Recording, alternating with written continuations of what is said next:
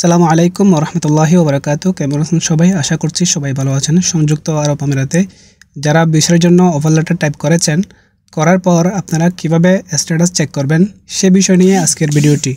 তো চলুন শুরু করা যাক।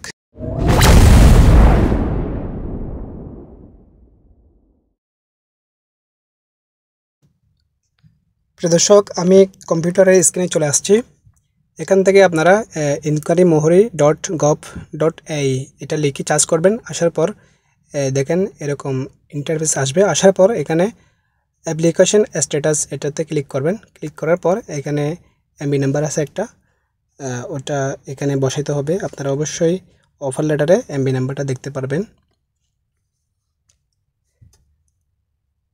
এখানে এমবি নাম্বার দেওয়ার পর এখানে 5763 এটা ইন্টার ক্যাপচারে বসাতে হবে। আমার বসানোর পরে আমি এখানে চার্জ বক্সে ক্লিক করলাম। দেন এরপর স্ট্যাটাসটা বেরিয়ে আসছে। দেখেন এখানে দেখেন আন্ডার প্রসেস এখনও পর্যন্ত অ্যাপ্রুভাল আসেনি।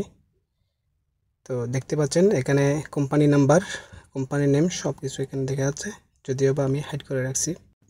তো প্রিয় দর্শক, আজ এ পর্যন্ত। দেখা হবে পরবর্তী কোনো ভিডিওতে। সে পর্যন্ত সবাই ভালো থাকবেন এবং গুরুত্বপূর্ণ ভিডিওগুলো দেখার জন্য চ্যানেলটি সাবস্ক্রাইব করে রাখুন।